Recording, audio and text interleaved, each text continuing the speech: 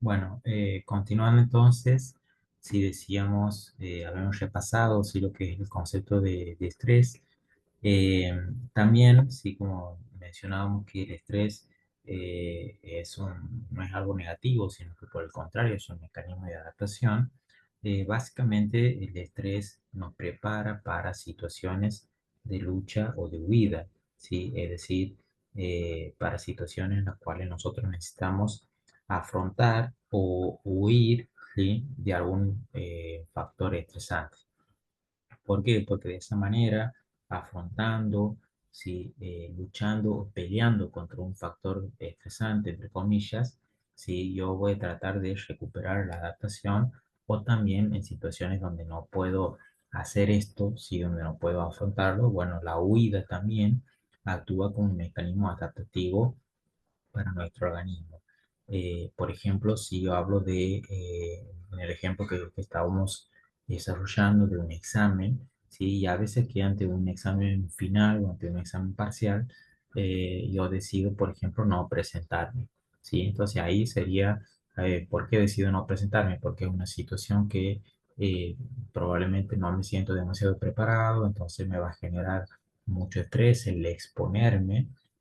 ¿Sí? Entonces prefiero, ¿sí? No pasar por eso, y eso lo voy a hacer a través de la huida. Por ejemplo, ¿qué sería la huida en este contexto? Y bueno, el no presentarme, ¿sí? Por ejemplo. ¿m?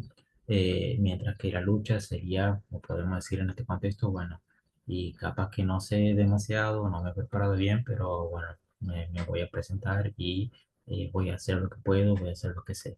Bueno, entonces eso sería una lucha. Eh, entonces, el estrés, sí, nos prepara para eso, para poder afrontar una situación estresante o para huir de esa situación, de ese factor estresante.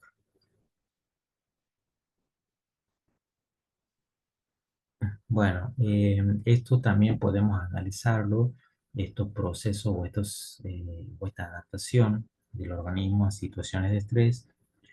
Podemos analizar también a partir de una teoría que se llama una teoría de adaptación o los síndromes de adaptación. ¿Sí? Desde este punto de vista o desde estas perspectivas, ¿sí? Vamos a referirnos a un síndrome de adaptación local y un síndrome de adaptación general. El síndrome de adaptación local es un síndrome que incluye la respuesta inflamatoria y la reparación en los sitios de lesiones isquímicas. ¿Sí? ¿Por qué hablamos de un síndrome de adaptación local? Local, ¿qué nos quiere decir? Bueno, como dice la palabra, local se refiere a un lugar, ¿sí? A un grupo de tejido, a un tejido específico que está ante una situación de estrés concreta. ¿Sí? Aquí, entonces, en este contexto, el hecho de que sea local, vamos a relacionarlo de esa manera, que es no todo el organismo, sino que es una parte o un determinado tejido que está comprometida su homeostasis. ¿Sí? Por ejemplo, cuando hablaríamos de que el organismo va a reaccionar mediante un síndrome de adaptación local, y, por ejemplo, ante situaciones, ante agresiones que implican eh, una serie de mecanismos homeostáticos, pero que van a estar circunscritos o van a estar bien determinados en un área. Supongamos, me ha picado una hormiga, si me ha picado una hormiga en el dedo. Bueno, el hecho de que me pique una hormiga en el dedo, sí, una hormiga de las comunes, decimos, no hablo de hormigas venenosas ni nada por el estilo, sí, una hormiga común y corriente, si me pica en el dedo, eso que provoca, sí, va a provocar una reacción inflamatoria en esa zona, sí, se me va a edematizar, sí, levemente esa zona, probablemente me va a doler un poquito, pero no demasiado. Entonces, ¿eso es una situación de estrés para el organismo? Sí, es una situación de estrés porque ha habido una agresión de origen biológico en este caso. eh, Ha habido una agresión, pero esa agresión no implica, no pone en riesgo, no amenaza a la homeostasis de todo el organismo, ¿sí? Si no, podemos hablar ahí de que hay una amenaza a nivel local. ¿sí? Es decir, a nivel de un grupo de tejidos puntualmente. Entonces, ahí hablaríamos de un síndrome de adaptación local. Entonces, para que diferenciemos, ¿cuándo vamos a hablar de un síndrome de adaptación local? Bueno, cuando hay una agresión o cuando hay un factor estresante que amenaza la homeostasis de un determinado grupo de tejidos. Es decir, no hay una amenaza a todo el organismo, porque no es que por eso, por una picadura, yo me voy a morir o voy a necesitar movilizar muchos sistemas y órganos, no, porque es una amenaza mínima. ¿Sí? Entonces ahí hablaríamos de que el organismo reacciona ante un síndrome de adaptación local, que por ejemplo la respuesta inflamatoria localizada sí sería un ejemplo que nos ayuda a comprender este proceso. Bueno, por otro lado decíamos, tenemos el síndrome de adaptación general. Este síndrome de adaptación general incluye ¿sí? La respuesta de diversos órganos y sistemas que trabajan conjuntamente en el proceso de adaptación al estrés. Eh, ¿Cuándo vamos a hablar de que el organismo va a responder con un síndrome de adaptación general? Bueno, este síndrome de adaptación general va a aparecer cuando hay presencia de algún factor estresante y que como consecuencia de ese factor estresante supone una amenaza para todo el organismo, ¿sí? Es decir, ya no solo localmente, sino de que implica un riesgo para la homeostasis de todo el organismo. Es decir, amenaza al organismo de manera general. Por eso necesitamos, o el organismo necesita poner en marcha, activar, eh, coordinar la acción de diferentes órganos, de diferentes sistemas, para buscar restablecer esa homeostasis, ¿sí? Entonces ahí hablaríamos de un síndrome de adaptación general. Entonces, síndrome de adaptación local, cuando hay una amenaza hacia un grupo de tejidos; síndrome de adaptación general, cuando hay una amenaza a la homeostasis de todo el organismo y necesita responder de manera general, ¿sí?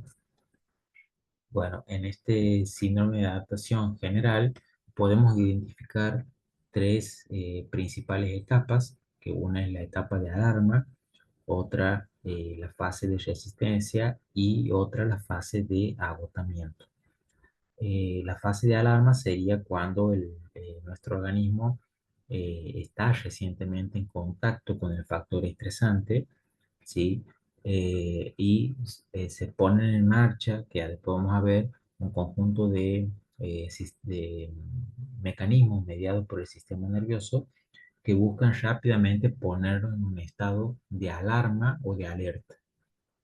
¿Para qué? Para que rápidamente podamos afrontar o huir de un factor estresante. ¿Sí? Supongamos esto, ¿cuándo sería? Bueno, por ejemplo, yo voy cruzando la calle, ¿sí? Estaba distraído, ¿sí? Y de repente me toca bocina, ¿sí? Un auto, una moto, ¿sí? Giro la cabeza y lo veo que está cerca mío, que está próximo a chocarme. Entonces yo capaz que iba cansado, iba dormido, ¿sí? Pero de repente veo eso, es un factor estresante porque si me choca, lógicamente va a generarme una alteración importante en mi homeostasis. Entonces, apenas yo identifico esa situación que es amenazante y me pongo en una situación de alarma, ¿sí? Y como consecuencia de esa acción, y por más yo iba dormido, iba con sueño, iba cansado, y rápidamente me pongo en estado de alarma, en estado de alerta, para buscar afrontar o huir ese factor estresante. En este contexto, ¿qué sería? Para tratar de correrme lo más rápido posible, o volver para atrás, o cruzar, o saltar, o correr, lo que sea, para evitar de que lógicamente me choque. Eso sería, por ejemplo, una situación de alarma, ¿sí? Que nos pone en una situación de alarma, ¿sí? En este caso es una situación bien puntual, así que supongamos que he logrado correrme, si ha pasado la moto o el auto que me están por chocar, y bueno, yo he quedado en una fase de alarma, y después ha pasado ese factor estresante y yo vuelvo de nuevo a restablecer la homeostasis. es decir, no paso ni para una resistencia ni para un agotamiento. Sin embargo, hay otros factores estresantes que son de origen más prolongado. eh, por ejemplo, eh, estamos hablando de los exámenes, ¿sí? Por ejemplo, una situación de alarma, ¿cuándo sería? Y cuando me avisan, por ejemplo, que voy a tener un examen parcial, ¿sí? O final, o cuando decido presentarme, cuando me anoto para un examen final. Bueno, eso sería una fase de alarma. Comienzo ahí, sí, bueno, ya me he anotado, estoy en una situación de alerta. Después, a medida que van pasando los días, entro ya en una fase de resistencia donde tengo que decir, bueno, ¿qué hago? Tengo que organizarme anotado, me tengo que organizar para poder estudiar, para poder organizar mi trabajo, ver si me dan un día, si me dan licencia, si no me dan, si ayudo con un compañero. Bueno, en esa fase de resistencia, yo o el organismo y la persona de manera conductual va buscando diferentes medidas de afrontamiento que le permitan adaptarse a esa situación. Eh, si yo no logro en esta fase de resistencia hacer ese proceso de adaptación, y bueno, ahí puedo llegar a una instancia de agotamiento. Cuando hablamos de una situación de agotamiento, cuando ya no he podido hacer esta fase de adaptación en la resistencia y paso a una fase de agotamiento en donde ya aquí aparecen signos y síntomas de complicaciones derivadas del estrés. ¿Sí? Ya podemos hablar de situaciones patológicas. Por ejemplo, puede ser ya que yo termine con una úlcera gástrica, que termine con una hipertensión, ¿sí? Que termine con una arritmia, que a veces ha pasado también, ¿sí? O con diferentes complicaciones, ¿sí? Derivadas del estrés. ¿Sí? Puede ser también un insomnio, sí que no pasa, no puedo dormir. Bueno, eso también depende de cómo cada persona lo ve. Pero básicamente, cuando hablamos de una fase de agotamiento, significa que el organismo ya ha colapsado, no ha podido adaptarse a las situaciones y aparecen ahí sí, complicaciones o enfermedades o patologías derivadas del estrés prolongado en un determinado tiempo. Entonces ahí sí podemos hablar de que el estrés es algo negativo en este contexto porque se ha presentado de manera prolongada o ha habido muchos factores estresantes que han contribuido a esta situación actual.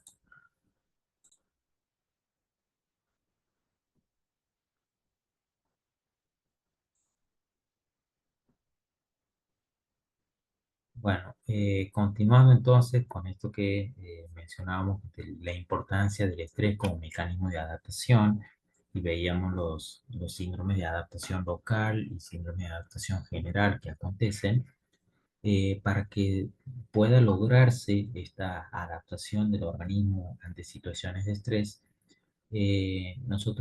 nuestro organismo responde, ¿sí? Con lo que podemos decir mecanismos fisiológicos o respuestas fisiológicas. ¿Qué significa esto? Que ante la presencia de uno o más factores estresantes, nuestro organismo va a activar, ¿sí? Un conjunto de sistemas, un conjunto de neurotransmisores y de hormonas que van a tener influencias en determinados órganos, preparándolos para esto, preparándonos para la lucha o para la huida. ¿Sí? Vamos a ver aquí esos principales mecanismos fisiológicos que van ocurriendo. Bueno, uno de de los principales mecanismos es del sistema nervioso simpático. ¿Sí? ¿Qué hace el sistema nervioso simpático? Bueno, el sistema nervioso simpático, como sabemos, busca básicamente estimular, ¿sí? O incrementar la actividad de diferentes órganos. ¿Sí? ¿Para qué? Justamente para prepararnos para la lucha o para la huida. En esta respuesta del sistema nervioso simpático, ¿sí? ¿Qué es lo que se libera? Bueno, aquí se van a liberar unas sustancias que le llamamos de manera general, se llaman catecolaminas, que son la adrenalina y la noradrenalina. Aquí tenemos también entre paréntesis que estos son liberados en esta etapa como neurotransmisores. ¿Qué significa eso? Que son liberados la adrenalina y la noradrenalina son liberadas como neurotransmisores en las terminaciones nerviosas. ¿Sí? Se liberan en las terminaciones nerviosas que están en contacto, ¿sí?, con otros órganos. Y estos neurotransmisores van a tener una acción inmediata. Ya después vamos a hacer esta diferencia porque después vamos a hablar también de las hormonas. ¿Qué diferencia hay entre un neurotransmisor y una hormona? Bueno, es que los neurotransmisores actúan de manera rápida, de manera inmediata, generando un cambio instantáneo, ¿sí?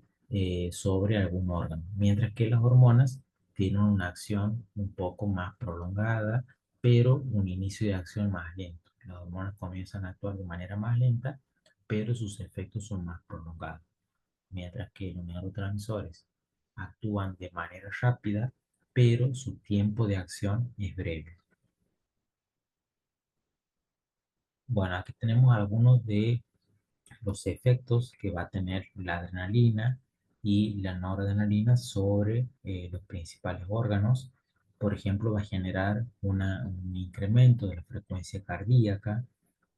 Este incremento de la frecuencia cardíaca es para aumentar el gasto cardíaco y asegurar de que llegue un flujo adecuado de sangre hacia los órganos nobles o hacia los órganos principales o vitales, ¿sí? Como ser, por ejemplo, los pulmones, el cerebro, ¿sí? El corazón.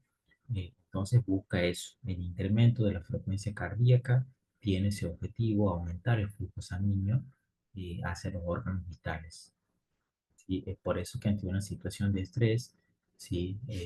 Sea cual sea, uno de los principales cosas que nos pasan y que percibimos o puede percibir la persona es el incremento de la frecuencia cardíaca o que a veces la persona puede referir que tiene palpitaciones, ¿sí? Que siente como que el corazón le va a salir o le late más rápido. Bueno, esos son efectos del sistema nervioso simpático mediado por estos neurotransmisores, adrenalina y noradrenalina, que generan, sí, estas variaciones. También hay un proceso de incremento de la presión sanguínea, si se aumenta la frecuencia, como consecuencia del aumento de la frecuencia cardíaca y de gasto cardíaco, aumenta también la presión. También hay un incremento de lo que es la glucemia. Si aquí tenemos aumento, nos dice aquí el texto, aumento de azúcar en la sangre. Bueno, ya sabemos que vamos a ir reemplazando esos términos de azúcar, como por ejemplo, nos vamos a referir a la glucosa o a la glucemia. Entonces, hay un incremento de la glucemia porque hay una movilización de glucógeno, que sería una reserva de hidratos de carbono, y se la transforma en glucosa. Por eso es que el otro efecto la, de- de la adaptación a una situación de estrés es el incremento de la glucemia, ¿sí? Una persona que está, o cuando estamos ante una situación de estrés cualquiera, un efecto inmediato que pasa en nuestro cuerpo, se incrementa la glucemia, ¿sí? Y ahí tenemos otro punto importante, porque si este incremento de la glucemia se da de manera breve, ¿sí? Y no va a implicar un problema. Pero, por ejemplo, una persona que está expuesto mucho tiempo a una situación estresante o constantemente está expuesto a muchos factores estresantes que no está pudiendo manejar y va generando también que el organismo, eh, como consecuencia de esa respuesta al estrés, tenga niveles y mantenga niveles de glucemia, de glucosa elevados durante mucho tiempo. Y eso, por eso también es que lo asociamos al estrés, por ejemplo, vinculado a alguna patología como la diabetes. ¿Sí? El estrés puede ser una situación que predisponga al desarrollo de diabetes o que también en personas que ya son diabéticas, que genere una hiperglucemia, ¿sí? Que genere una que contribuya a una descompensación. Eh, bueno, también puede ocasionar el estrés, puede provocar una vasodilatación. Esto es para aumentar el flujo sanguíneo al corazón, a los pulmones, a los músculos esqueléticos, y también va a producir una vasoconstricción a nivel periférico, es decir, en los miembros superiores, en los miembros inferiores, estos neurotransmisores como la adrenalina y la noradrenalina generan una vasoconstricción. ¿Qué significa esto? Que los vasos sanguíneos se contraen, disminuyen su diámetro, por lo tanto la cantidad de sangre, de flujo sanguíneo que va a llegar a las manos, a los pies, a los brazos, a las piernas, va a ser menor. ¿Sí? Esto, ¿por qué es? Porque el organismo busca, ante una situación estresante, prioriza los órganos vitales, ¿sí? Y restringe, podríamos decir, la sangre hacia las extremidades. Por eso es que una persona ante una situación de estrés es probable que sienta, sí, que las manos están frías o que los pies están fríos, que tiene sudoración, podemos tener un pulso débil, sí, a nivel de las extremidades, eh, como consecuencia de la vasoconstricción, ¿sí? Bueno, esto es lo que sería entonces dentro de la respuesta del sistema nervioso simpático. Después también tenemos otra respuesta que es la del sistema nervioso simpático y de la médula suprarrenal. Eh, la médula suprarrenal, sí, como sabemos, bueno, que en nuestra glándula suprarrenal tenemos la parte de la corteza y la parte de la médula. La parte más interna, la parte medular, secreta, sí, la adrenalina y noradrenalina. ¿Sí? Si vemos los nombres, es lo mismo que hemos visto anteriormente, nada más cuál es la diferencia, que aquí la adrenalina y la noradrenalina van a actuar, van a funcionar como hormonas. ¿Qué significa esto como hormonas? Que van a intensificar y van a prolongar los cambios que se han iniciado en la fase anterior por los neurotransmisores. Es decir, este incremento de la frecuencia cardíaca, la vasoconstricción, la vasodilatación central, el incremento de la glucemia, bueno, todos esos mecanismos que veíamos anteriormente que se habían iniciado con los neurotransmisores, si es que el organismo lo requiere, aquí estas hormonas secretadas por la médula suprarrenal van a mantener, van a intensificar y van a prolongar estos cambios en el organismo, ¿sí? Que esto si nosotros lo relacionamos con el síndrome de adaptación general, esto podría vincularse con la fase de resistencia, ¿sí? Todo esto sería dentro de esa fase de resistencia, ¿sí? Que analizamos en donde el organismo busca adaptarse a una situación estresante.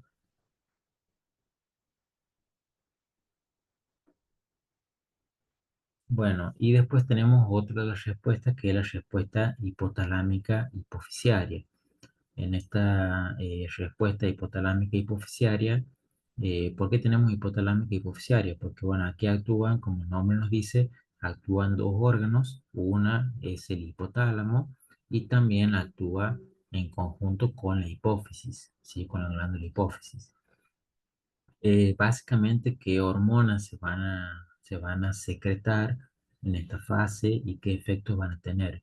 Bueno, una de las principales hormonas que se secreta aquí es el cortisol, ¿sí? El cortisol, como el nombre nos dice, si nos orienta, está secretado por la glándula suprarrenal, pero está secretado por la parte de la corteza suprarrenal.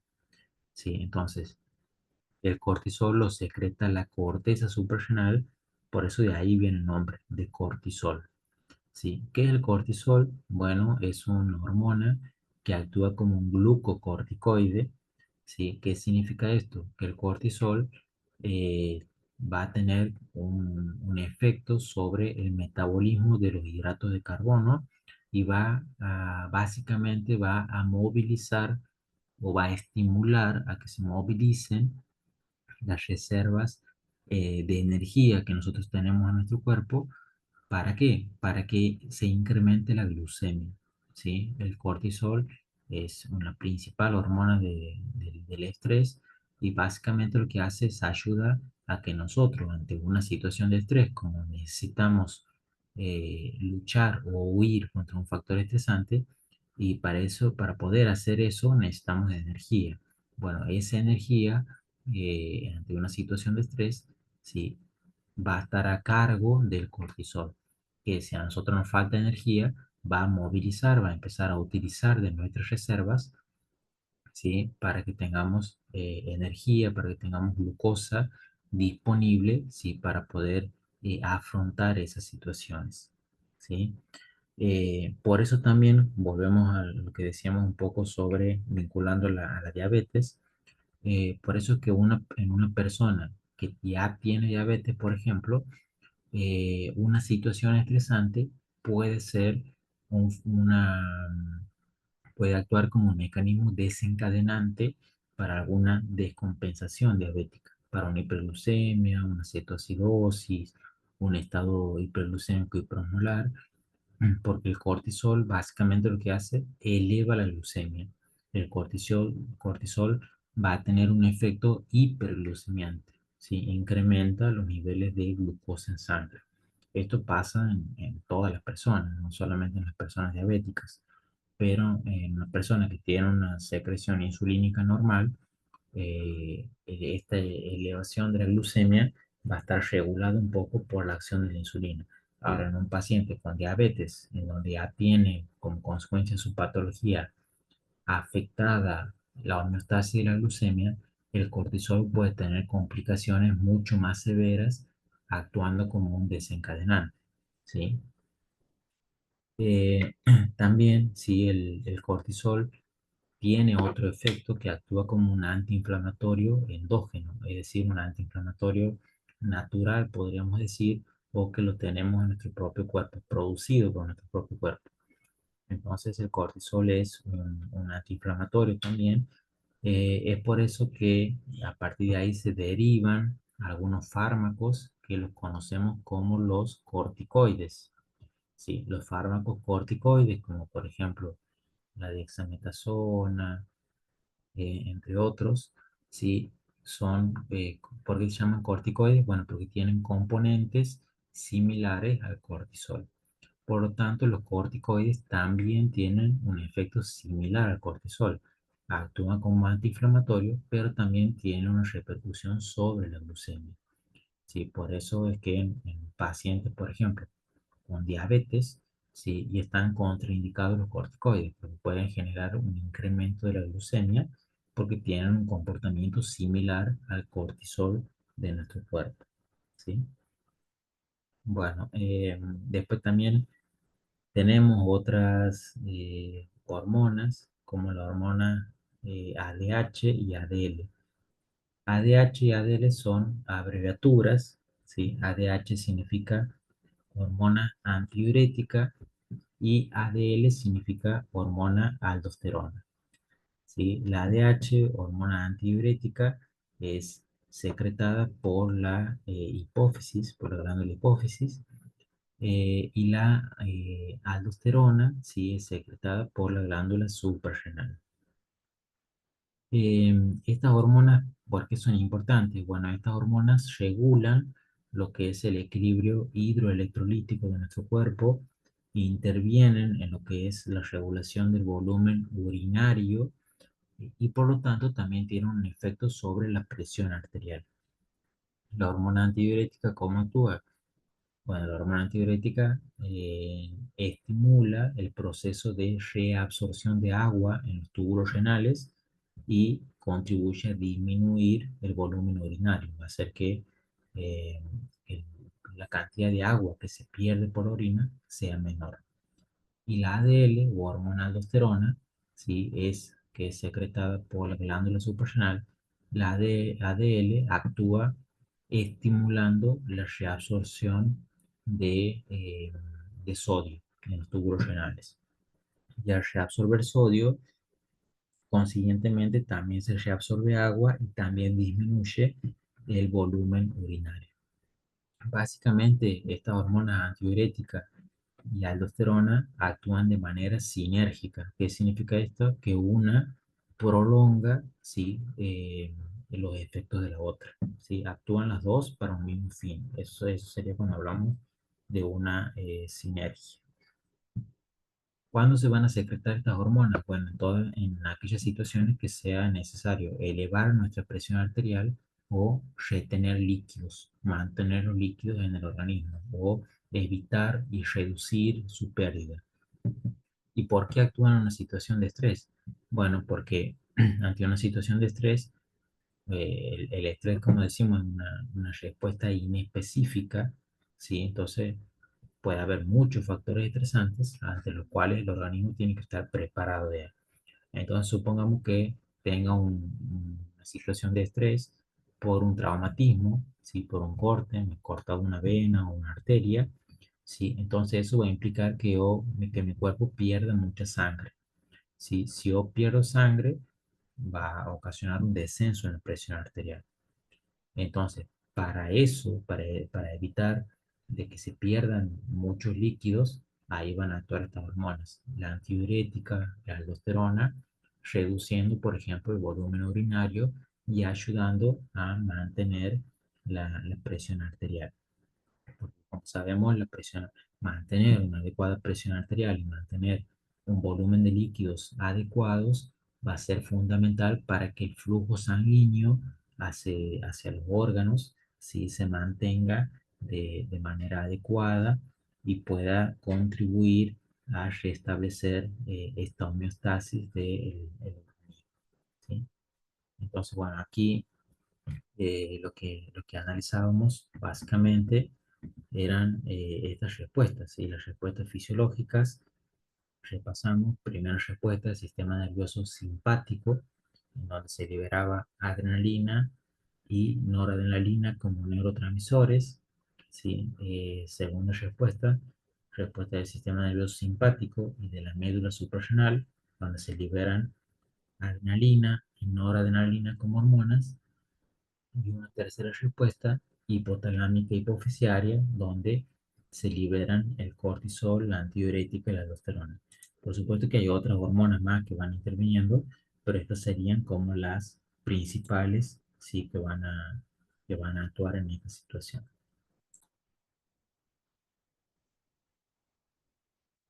Bueno, entonces, como decíamos que nuestro organismo cuenta sí, con un conjunto de mecanismos de adaptación fisiológicos, como veíamos la acción de los neurotransmisores, de la adrenalina, de la noradrenalina, del cortisol, sí, de diferentes hormonas, a través de las cuales nuestro organismo sí, nos prepara para afrontar las situaciones estresantes.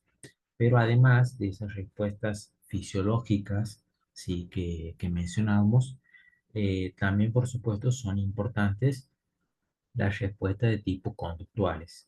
¿Sí? ¿A qué le llamamos respuestas de tipo conductuales? Bueno, a estrategias de afrontamiento que la persona adopta o elige, ¿sí? Desde su conducta, ¿sí? Es decir, qué hace una persona cuando, o qué hacemos nosotros mismos, si nos pensamos a nosotros mismos, ¿sí? ¿Qué hacemos cuando estamos ante una situación estresante o cuando percibimos, ¿sí? Que estamos en una situación estresante, que quizás es un poco más prolongada en el tiempo y que necesitamos ya alguna otra estrategia, ¿sí? de afrontamiento al respecto.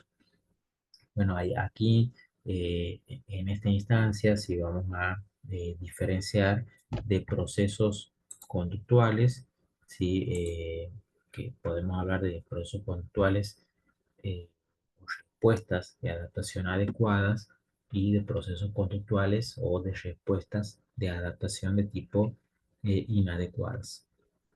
Las respuestas de adaptación adecuadas podríamos definirlas o llamarlas, ¿sí? Como aquellas situaciones en las cuales se ponen en marcha, ¿sí? Diferentes estrategias de afrontamiento que nos ayudan a afrontar una situación de estrés y que a su vez son positivas en el sentido de que no tienen una repercusión negativa o de que no van a tener otros efectos adversos potenciales sobre nuestro organismo, ¿sí? Por eso lo llamaríamos que son dentro de las respuestas adecuadas.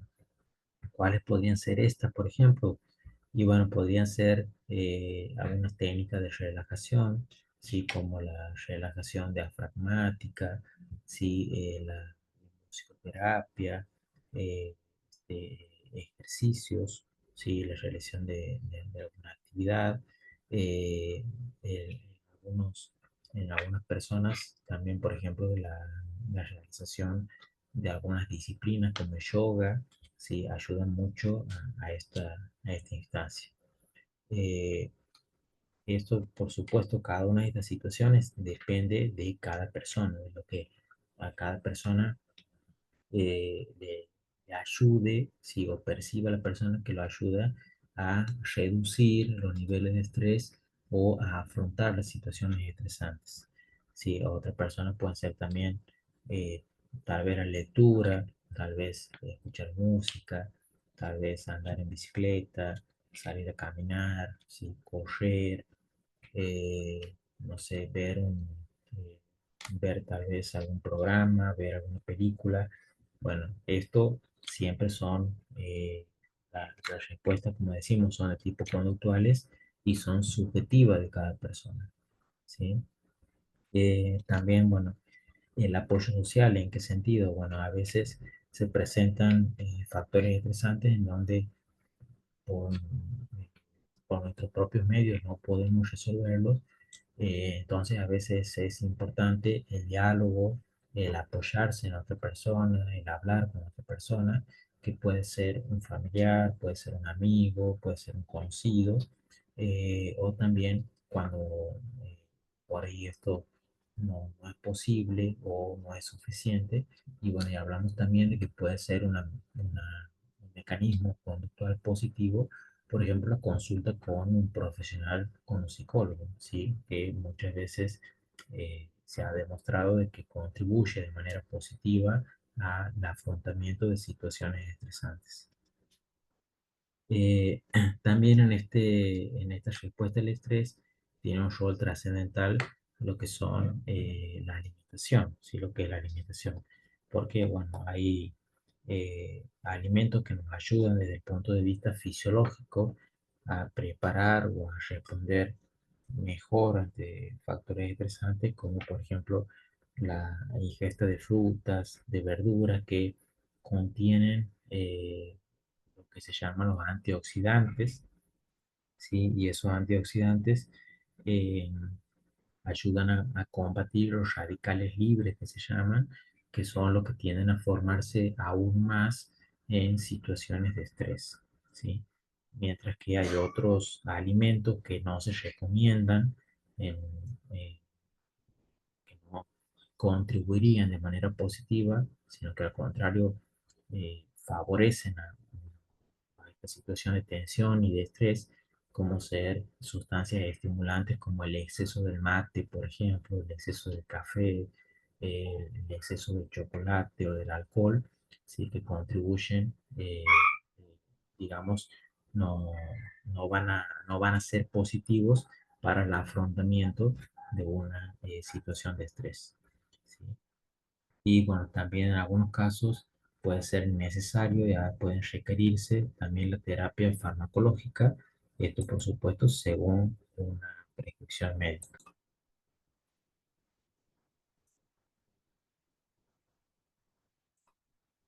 Bueno, también decíamos, por otro lado, que tenemos las respuestas de adaptación inadecuadas, y las respuestas de adaptación inadecuadas, como aquellas situaciones que por ahí desde el punto de vista subjetivo, la persona puede percibir que la ayuda a afrontar una situación de estrés inicialmente, pero que está comprobado de que a pesar de que la persona pueda sentir de que disminuye sus niveles de estrés, también tiene un efecto y un impacto negativo sobre su salud. ¿Sí? Por eso están dentro de lo que se llaman como las respuestas de adaptación inadecuadas. Dentro de esto podemos encontrar, por ejemplo, uno de los más comunes, el hábito del tabaquismo. Por ahí personas que son tabaquistas fuman más cuando están en situaciones de estrés, o por ahí personas que capaz que no fumaban tanto o habían dejado de fumar y ante situaciones de estrés vuelven a fumar porque sienten sí que es una manera de aliviar la tensión, pero sabemos de que también el tabaquismo tiene otros efectos negativos potenciales a nivel cardiovascular, respiratorio, sí, circulatorio, entre otros. También, bueno, el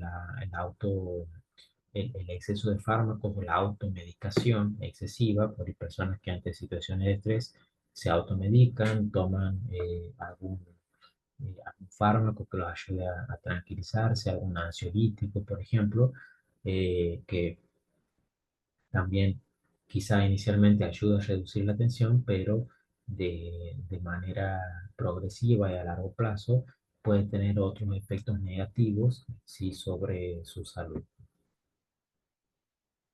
También la agresión verbal o física hacia otras personas, por ahí si no hay un adecuado afrontamiento y manejo del estrés, muchas veces todas estas tensiones que se van acumulando eh, después se reflejan, se descargan, entre comillas, con el entorno. Esto pueden ser, bueno, familia, compañeros de trabajo, o otras personas en general, ante las cuales una persona que está muy estresada, ¿sí? O con muchos factores estresantes que la están afectando y puede llegar a veces a tener estos comportamientos de agresividad, ¿sí? Hacia su entorno. Bueno, para ir finalizando, entonces decimos cuál es el rol de enfermería, por qué analizamos todo esto. Bueno, aquí vamos a resumirlo en algunos puntos. Uno de los principales tiene que ver con la valoración, ¿sí? Es decir, es importante que nosotros, como dentro de nuestro rol de enfermería, podamos realizar una valoración de las manifestaciones del estrés en una persona. Para eso es fundamental que podamos comprender la fisiología del estrés y a partir de ahí analizar por qué pueden presentarse determinados signos o síntomas. Si, por ejemplo, si yo voy a controlar la presión arterial a una persona, eh, y identifico que esa persona está ante una situación de estrés o me comenta que está estresada por algún motivo y es muy probable que su presión arterial esté elevada como consecuencia de una respuesta fisiológica en donde habíamos analizado que intervenía, por ejemplo, la adrenalina, la noradrenalina, generando un proceso de vasoconstricción y consiguientemente elevando la presión arterial. ¿Sí? Entonces, es importante poder ir haciendo esta relación y estos fundamentos en cuanto a los signos y síntomas que podemos evidenciar.